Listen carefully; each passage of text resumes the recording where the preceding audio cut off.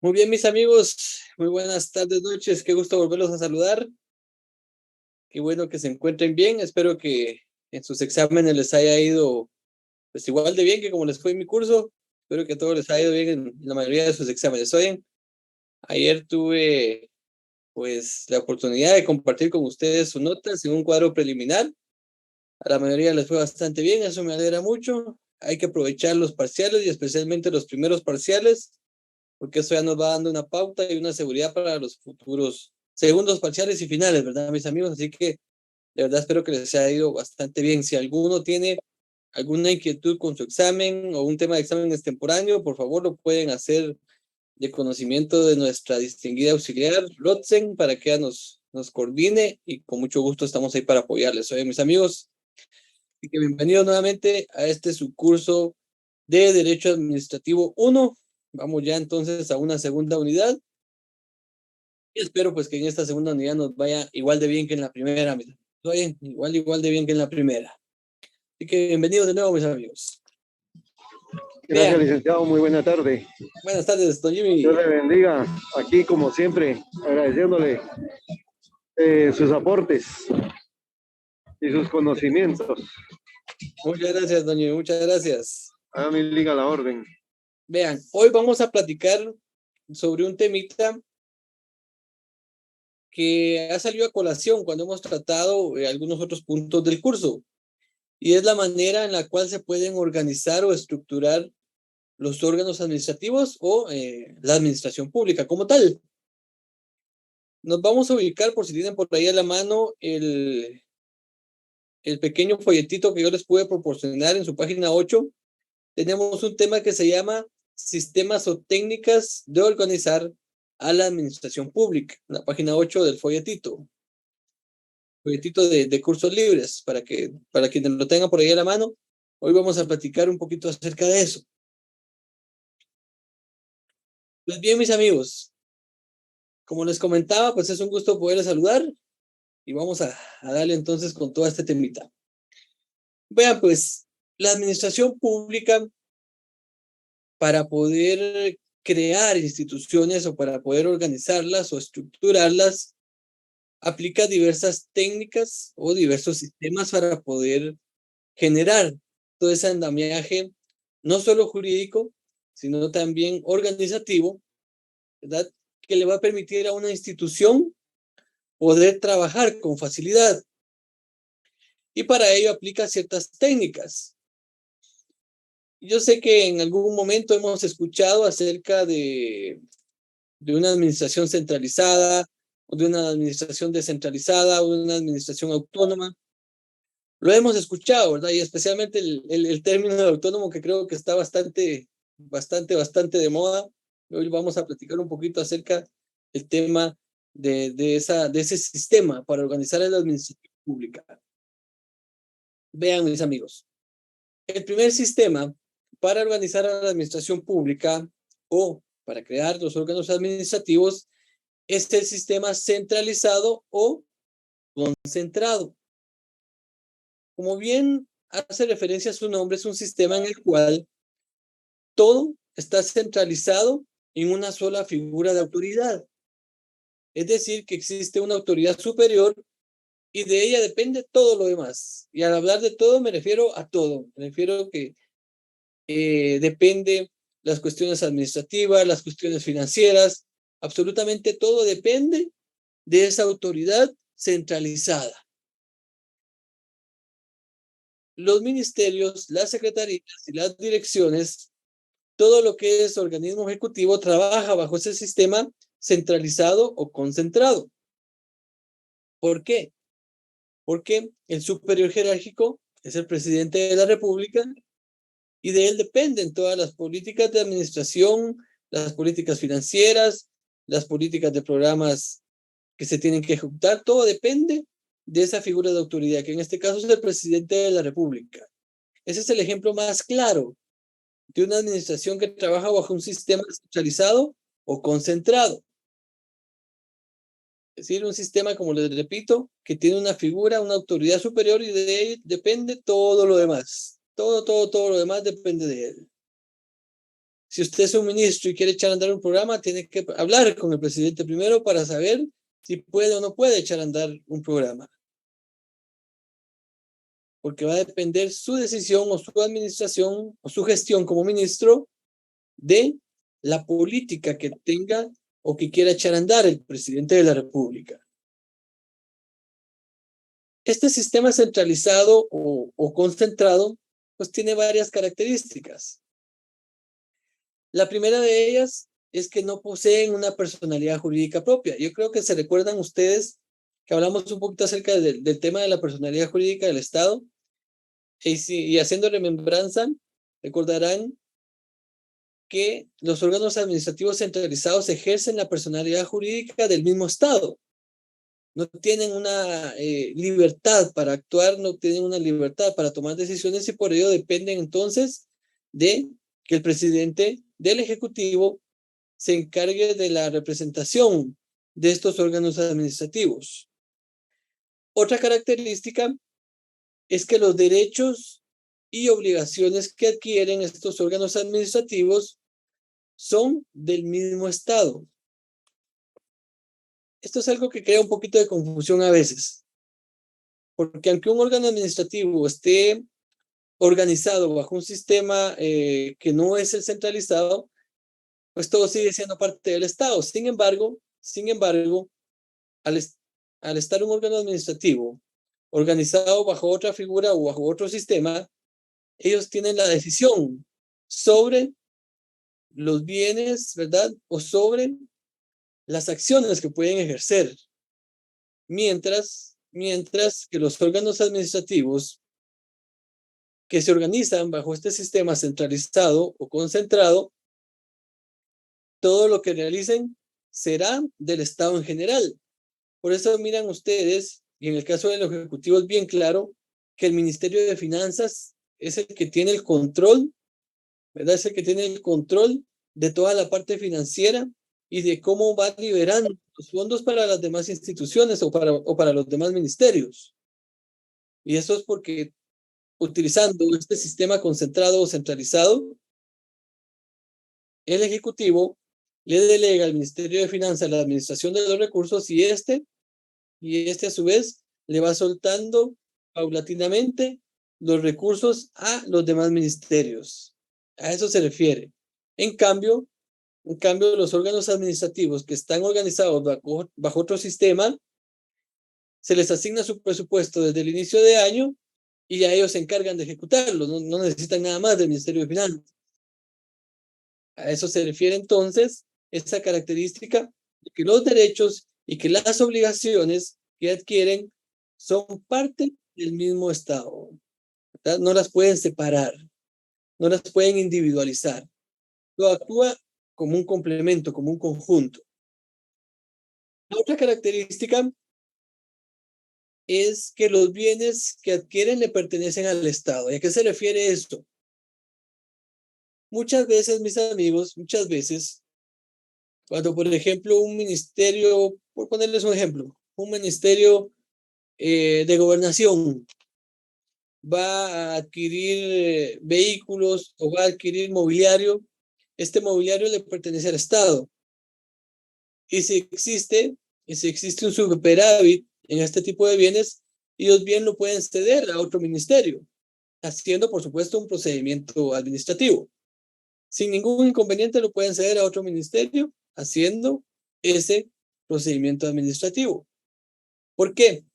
Por lo mismo que les hacía referencia, existe un ente que se encarga de la administración de los recursos, que es el Ministerio de Finanzas, y este puede apoyarlos o puede decidir, inclusive muchas veces, en la movilización de estos bienes de un ministerio a otro. Otra característica, mis amigos, es que los órganos administrativos dependen administrativa, financiera y políticamente del presidente de la República, que era lo que les hacía referencia. El presidente de la República es su superior jerárquico. Todo lo que realizan los órganos administrativos bajo una administración centralizada o concentrada va a depender de la decisión del superior jerárquico, que es el presidente del organismo ejecutivo, el presidente de la República. No sé si tienen alguna duda hasta el momento con este sistema. Licenciado, buenas noches. Adelante, don Pedro. Eh, Fíjese que me perdí en qué tema empezó su clase, disculpe. Estamos en el folleto de cursos libres en la página 8. Sistemas o técnicas de organizar a la administración pública. Muchas gracias, Lick. Bien. ¿Alguien más, mis amigos?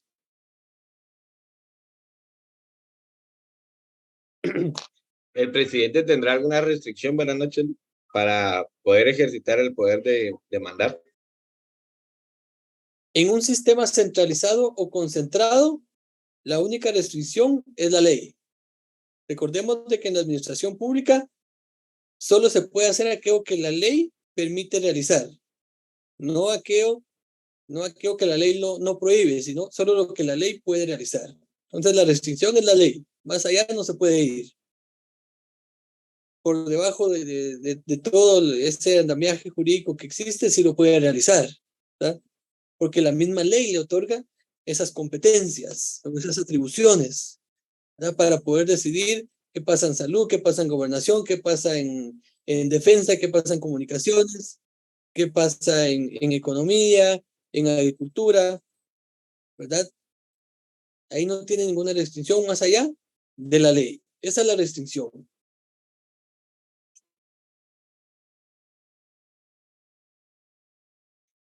Gracias. ¿Alguna otra duda, mis amigos?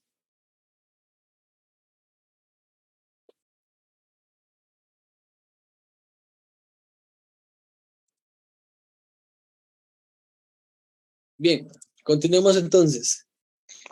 Este sistema centralizado, concentrado, tiene ventajas y tiene desventajas.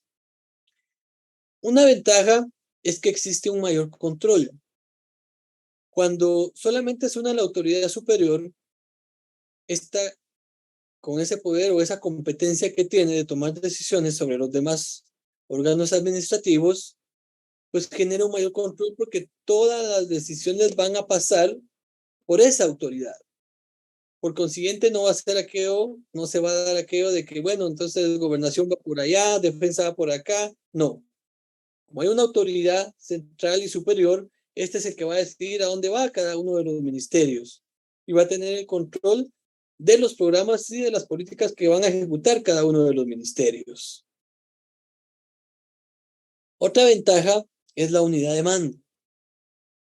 La unidad de mando en una administración otorga cierta ventaja por el hecho de que las decisiones o las decisiones solo va a ser una sobre una persona.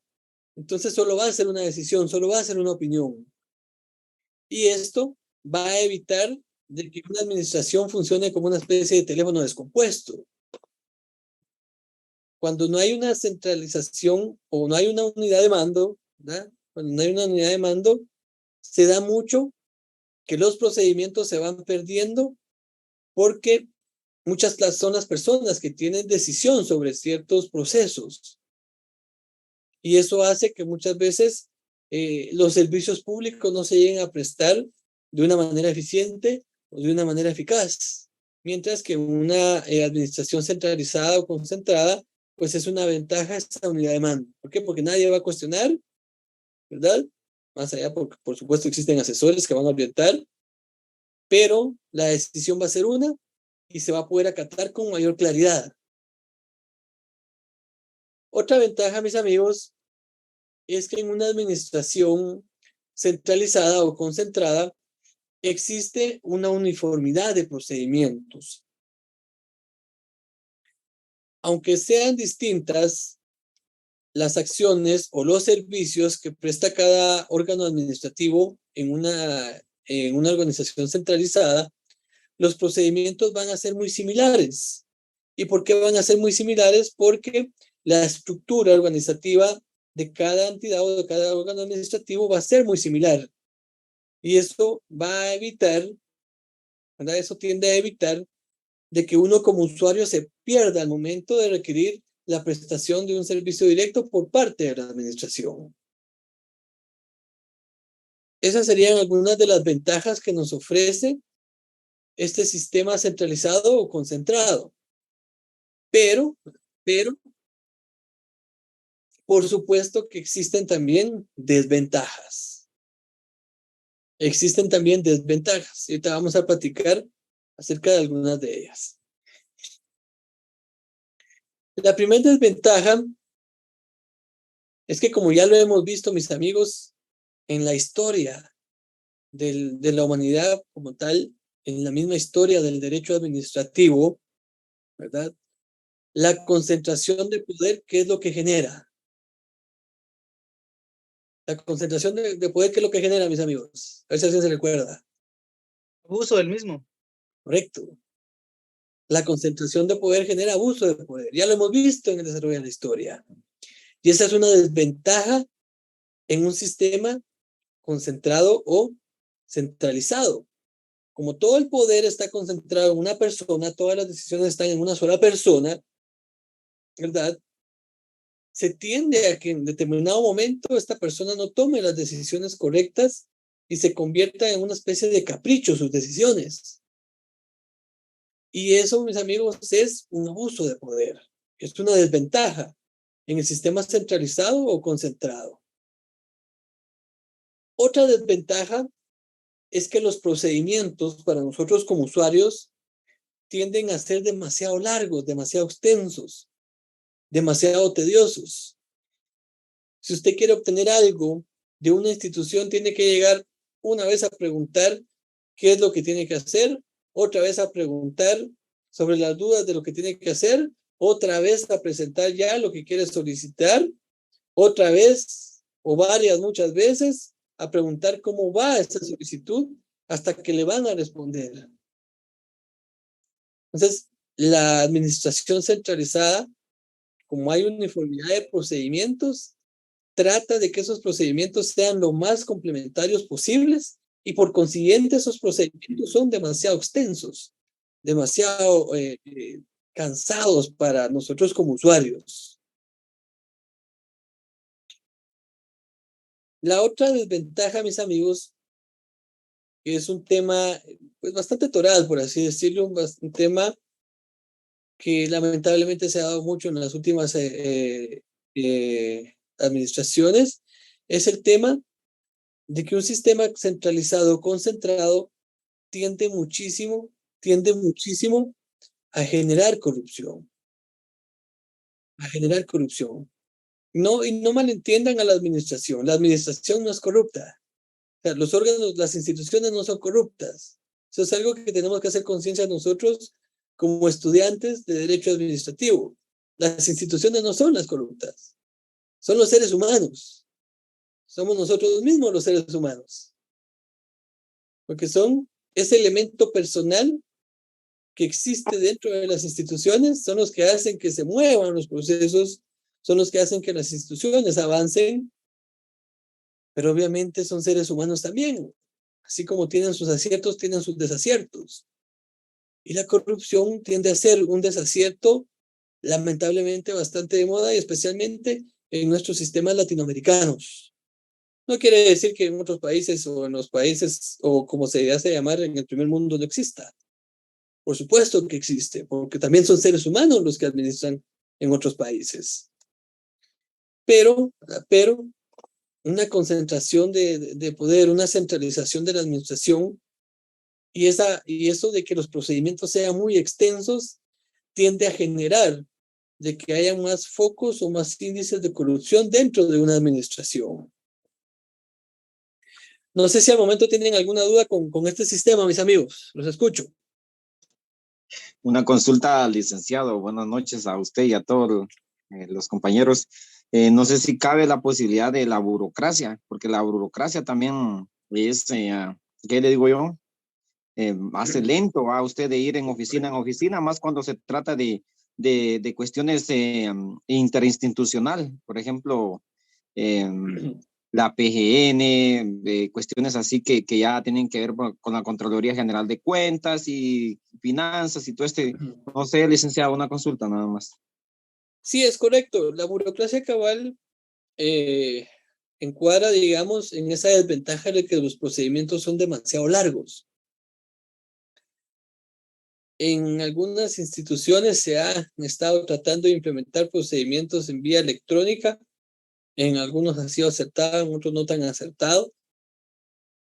Pero en la mayoría de instituciones, en una administración centralizada, la mayoría de procedimientos sigue siendo con cuestiones con papel. Y eso lo hace más largo. Y ahí es donde se genera esta burocracia que nos hacía referencia el compañero. Tiene que pasar de un escritorio a otro, y de ese otro a otro, y de ese otro a otro, hasta que les den a ustedes una respuesta. Entonces, eso que los procedimientos sean demasiado extensos es a lo que se refiere muchas veces como la burocracia en sí.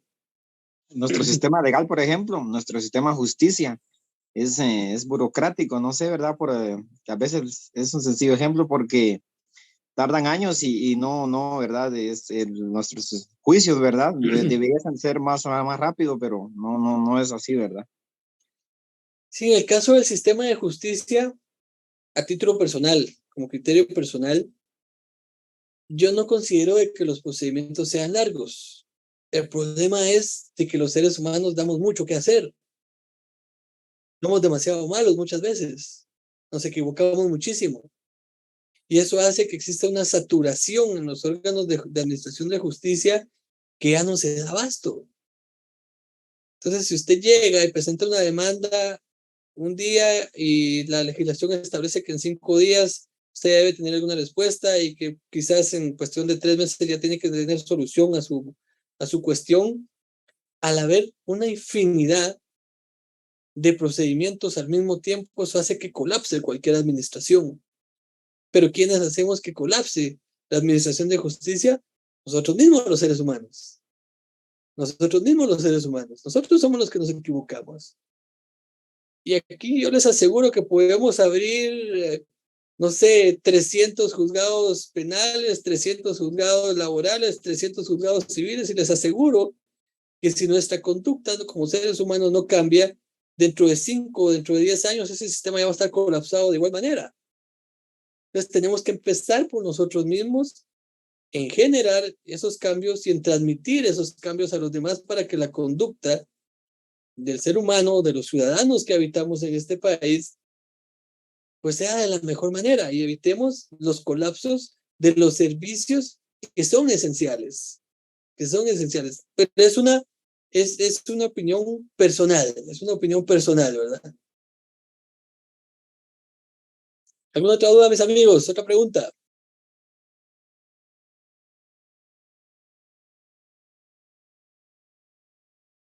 Podríamos decir que la corrupción, como usted bien lo indicó, no son las instituciones las corruptas, sino que es un factor humano el corrupto.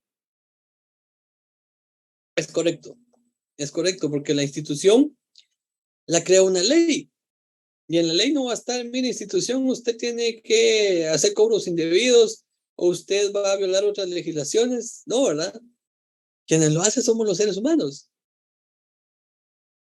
Quienes lo hacen somos los seres humanos, nos equivocamos. Yo creo que aquí, entre todos los que estamos conectados ahorita, creo que nadie, tal vez en el mundo, nadie nos va a decir que nunca se ha equivocado. Por supuesto, hay equivocaciones que son sencillas y hay equivocaciones que son más graves. Pero eso es parte del mismo ser humano. Por supuesto que no es normal,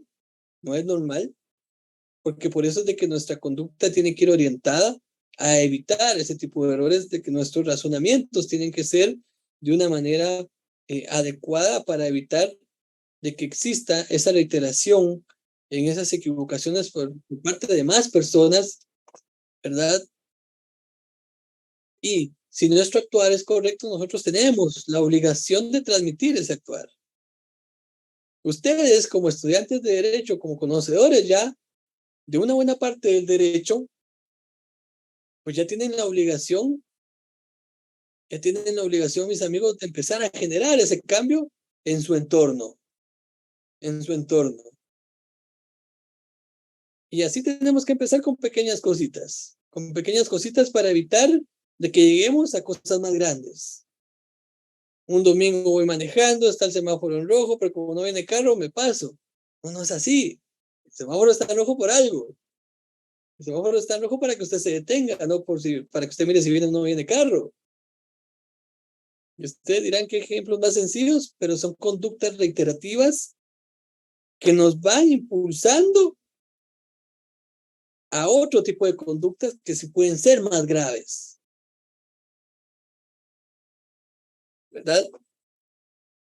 Entonces, este tipo de cuestiones son las que tenemos que ir mejorando nosotros mismos. Las leyes están por algo, mis amigos. O sea, no están como excepciones, están para regular nuestra conducta. ¿Y por qué es necesario regular nuestra conducta? Porque ya vimos de que si no existe una regulación, entonces cada quien hace lo que quiere y eso genera un colapso. Pero nosotros mismos somos los que tenemos que ir generando ese cambio, ese actuar, ¿verdad, mis amigos? Ese cambio, ese actuar. Y lamentablemente el tema de la corrupción es algo que ya está en todos los niveles.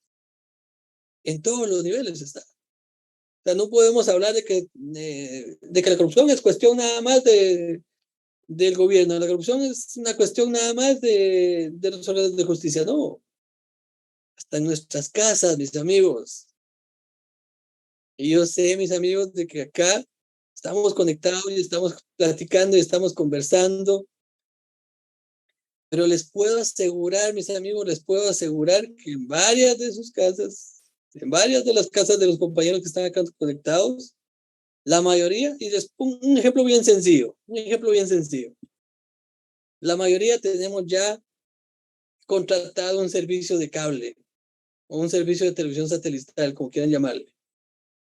Y les aseguro, mis amigos, les aseguro que varios de los que están conectados ahorita pagan por ese servicio que, digamos, 150 quetzales al mes.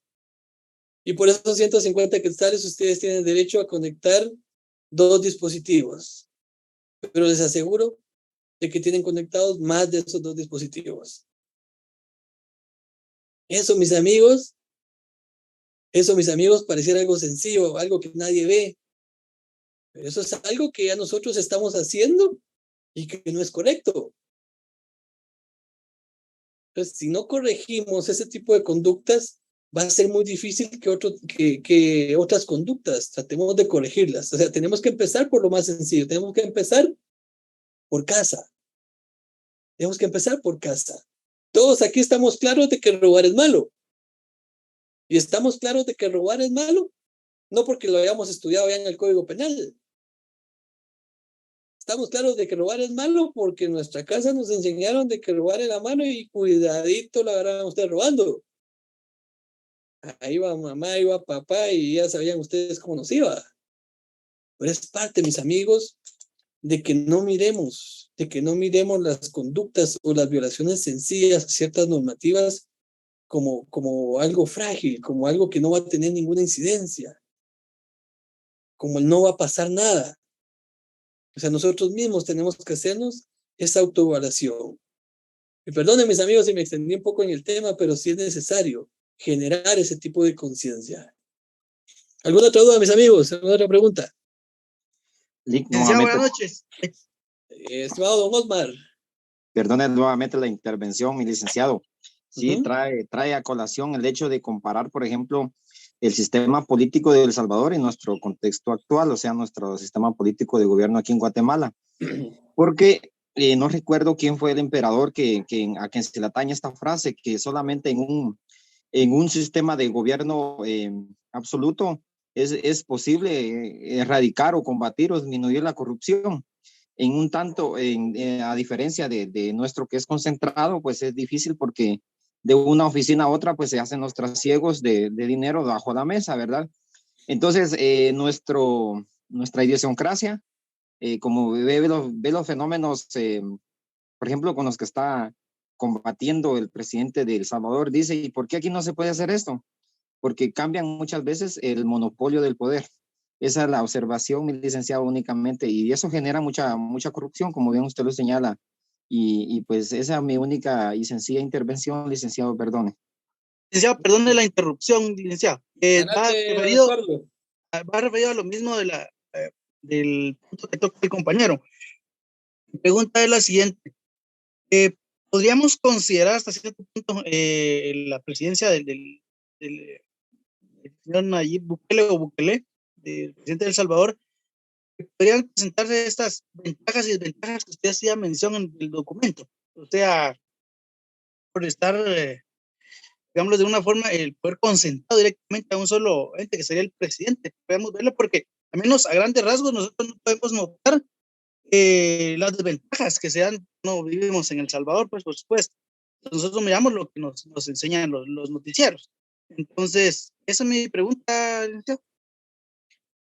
Sí, miren, en nuestro hermano país de El Salvador, creo que en los últimos años se han venido impulsando una serie de cambios que, si lo comparamos con nuestro sistema, y al hablar de, no quiero meterme, digamos, a acciones, sino a cambios en normativas, serían de mucho choque con nuestro sistema. A título personal, yo lo que pienso es de que en El Salvador quizás se tenía una buena intención, pero la concentración de poder que estábamos hablando precisamente como una desventaja en un sistema centralizado concentrado, ¿qué es lo que genera? Y ya lo tenemos todo bien claro, genera un abuso de poder, que yo desconozco si ya se está dando en el hermano país de El Salvador, pero estoy seguro de que si la cosa sigue así, sí se va a llegar a dar. Sí se va a llegar a dar. Porque el poder no puede estar concentrado en una sola persona, ¿verdad? Ya lo vimos nosotros, por algo en la historia se separaron los poderes, para poder tener un equilibrio entre cada una de las acciones que marcan el desarrollo de un Estado como tal. ¿Haz preguntas, mis amigos?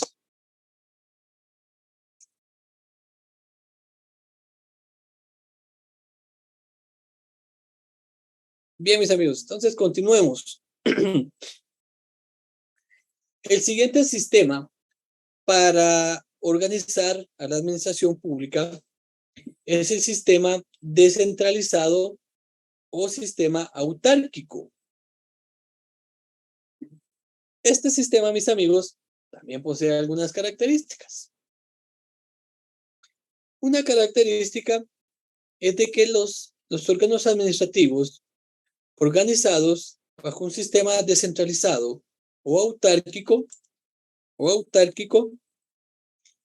poseen su propia personalidad jurídica. Esa es una gran ventaja. ¿Por qué? Porque entonces ellos no van a tener que dirigirse a una autoridad superior para poder ejercer sus derechos y sus obligaciones. No, ¿verdad? Tienen su propia personalidad jurídica, ellos pueden actuar, tienen su representante legal, o nombran mandatarios, y a través de ellos van a ejercer sus derechos y contraer obligaciones. No van a ir con el presidente de la República a preguntarle si puede o no puede, porque la misma legislación lo crea de una manera en la cual tiene esa libertad de poder ejercer su personalidad jurídica. Otra característica es que los derechos y las obligaciones que adquieren son propios.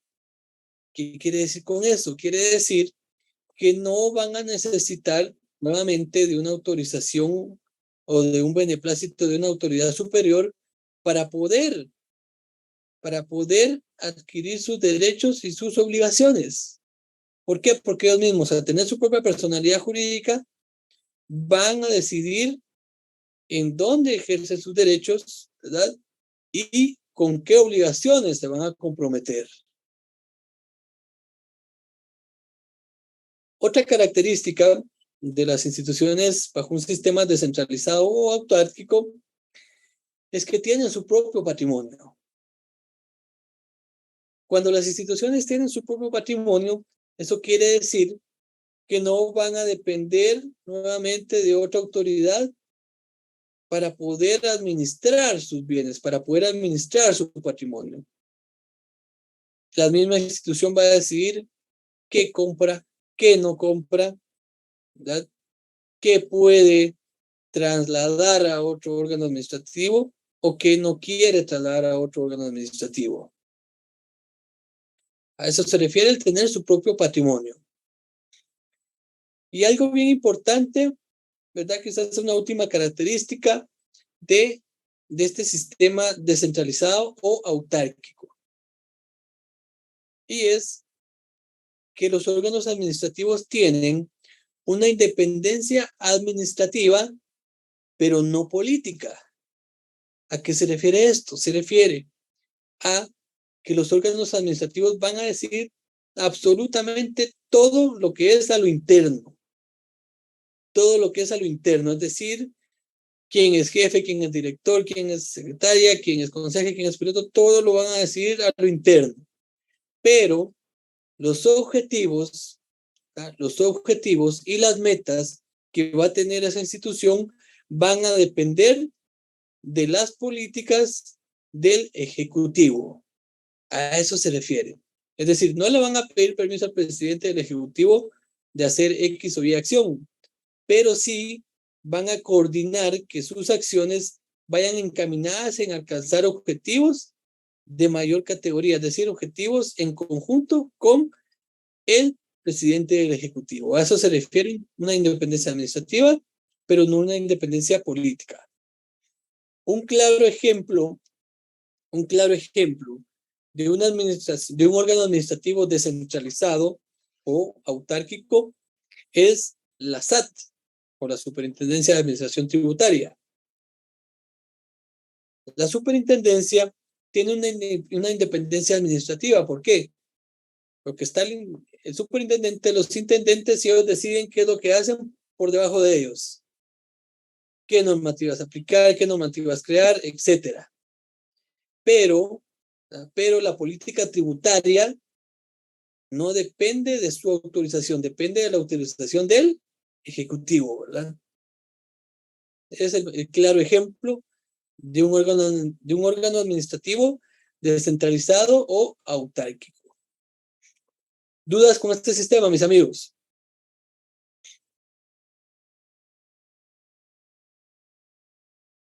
Todo bien, Lick. Muy bien, mis amigos. Continuamos entonces. El siguiente y último sistema es, a nivel personal, es el sistema que a mí más me gusta, es el que más me agrada. Y es el sistema autónomo. El sistema autónomo también tiene varias características. La primera de ellas es que los órganos administrativos tienen su propia personalidad jurídica, es decir, ¿verdad? Que sus derechos y sus obligaciones los van a ejercer ellos mismos, su representante legal o sus mandatarios designados para tal efecto. Otra característica es que los derechos y las obligaciones son propios, es decir, que no van a depender de ninguna otra institución para poder ejercer sus derechos o para poder contraer obligaciones. ¿Y por qué lo pueden hacer? Porque ya tienen personalidad jurídica propia. La otra característica es que los órganos administrativos autónomos tienen su propio patrimonio. Si se dan cuenta, hasta el momento vamos casi igual con el sistema descentralizado, ¿verdad? Vamos igual con el sistema descentralizado. Tienen su propio patrimonio. Ellos deciden qué comprar, ellos deciden qué vender, ellos deciden de qué deshacerse, ellos deciden qué dar de baja. Todo lo decide el mismo órgano administrativo. Y aquí viene la característica más especial de este sistema autónomo. Estos órganos administrativos tienen independencia total, es decir, tienen independencia administrativa, tienen independencia financiera y tienen independencia política. ¿Qué quiere decir esto? Que no tienen que acudir a otra autoridad o no tienen que coordinar con ninguna otra autoridad sus acciones. ¿Por qué? Porque estos órganos administrativos tienen sus propios objetivos y sus propias metas. Por eso es que tienen esa independencia total. Y ahí, ¿qué instituciones encontramos autónomas? Una infinidad, pero por excelencia, mis amigos, sería pecado que ustedes no los hubieran, ¿verdad? Por excelencia, nuestra Universidad de San Carlos de Guatemala. Y ahí existen un montón de instituciones más autónomas, cada municipalidad es autónoma, más de 300 municipalidades, cada una de ellas es autónoma. Entonces, si en su examen ya le pongo M5 ejemplos de instituciones autónomas, usted sencillamente me puede poner Municipalidad de Guatemala, Municipalidad de Fraijanes, Municipalidad de San José Pinula, Municipalidad de Villanueva, y ahí ya tienen los 5 ejemplos. Pero como les digo, mis amigos, por excelencia, la primera institución que nosotros tenemos que manejar como autónoma es nuestra tricentenaria Universidad de San Carlos de Guatemala. Ojo, mis amigos, ojo, no confundamos la autonomía y no nos perdamos de la autonomía, porque ya vimos que autonomía es que se va a regir por sus propias normas, que si tiene errores se va a corregir ella misma, pero no hace referencia a que se pueda hacer lo que se quiera dentro de una institución. Lo que es delito, lo que es prohibido por una ley fuera de una institución, también lo va a hacer dentro de una institución. No nos confundamos, mis amigos, no nos confundamos. Y por supuesto, si cometemos una equivocación dentro de esa institución autónoma que tenga una responsabilidad legal, por supuesto que tenemos que pagar por ello. Y muchas veces se confunde la autonomía como esa forma de organizar a la administración con el hecho de cometer ciertas acciones que son algo totalmente distinto a una forma de organizar a un órgano administrativo. Entonces no lo confundamos, mis amigos, no lo confundamos. Tenemos que ser bien claros en esto.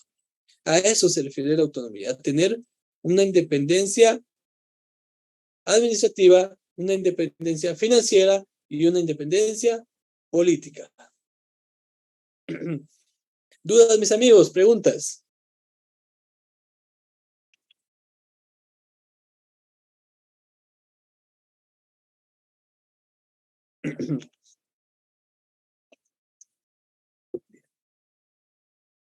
¿Dudas, preguntas, mis amigos?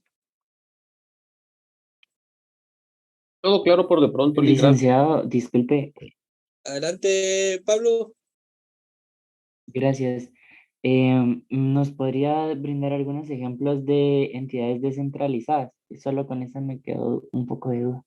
Descentralizadas. Bueno, por excelencia les dije la Superintendencia de Administración Tributaria. Está también la Contraloría General de Cuentas, que son los ejemplos más claros de órganos administrativos descentralizados. ¿Y por qué descentralizados? Porque, como bien ya lo vimos, ellos tienen independencia casi a un 90%, ¿verdad? Lo único es de que sus objetivos y sus metas sí tienen que ir coordinadas con una política nacional. Muchas gracias. ¿Más dudas, más preguntas, mis amigos?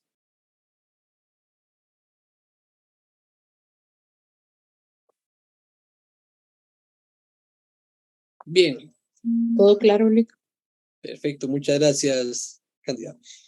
Bien, mis amigos, estamos a 5 minutos de las 7.